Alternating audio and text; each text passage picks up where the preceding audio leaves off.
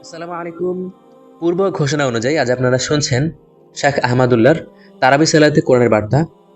অর্থাৎ আজ যতটুকু অংশে তেলাওয়াত করা হবে তারাবি সালাতে, ততটুকু অংশ থেকে মূল আলোচনা, মূল ঘটনাবলী এবং ততটুকু অংশের আদেশ, নিষেধ, বিধিবিধান ইত্যাদি।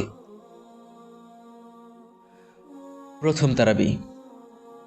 প্রথম তারাবিতে পঠিতব্য কোরআনের প্রথম ১.৫ পারা জুড়ে আছে সূরা ফাতিহা ও সূরা বাকারার প্রথমার্ধ। সূরা ফাতিহা। সূরা ফাতিহা কোরআনের সবচেয়ে মহিমান্বিত সূরাগুলোর একটি। এজন্য হাদিসে এটিকে উম্মুল কোরআন বা কোরআনের মূল বলা হয়েছে। কাঙ্ক্ষিত বিষয় নিবেদন করার আগে আল্লাহর গুণকীর্তন ও প্রশংসা করতে হয়। এই সূরায় সেটি শেখানো হয়েছে। এই সূরার মূল বিষয় ৩টি। ১. মহান আল্লাহ তাআলার প্রশংসা। ২. ইবাদত, দাসত্ব ও প্রার্থনা কেবল আল্লাহর জন্যই নিবেদিত, তার স্বীকারোক্তি। ৩. হেদায়েত বা সরল সঠিক পথের নির্দেশনা এবং আল্লাহর ক্রোধের পাত্র ও পথভ্রষ্টদের পথ থেকে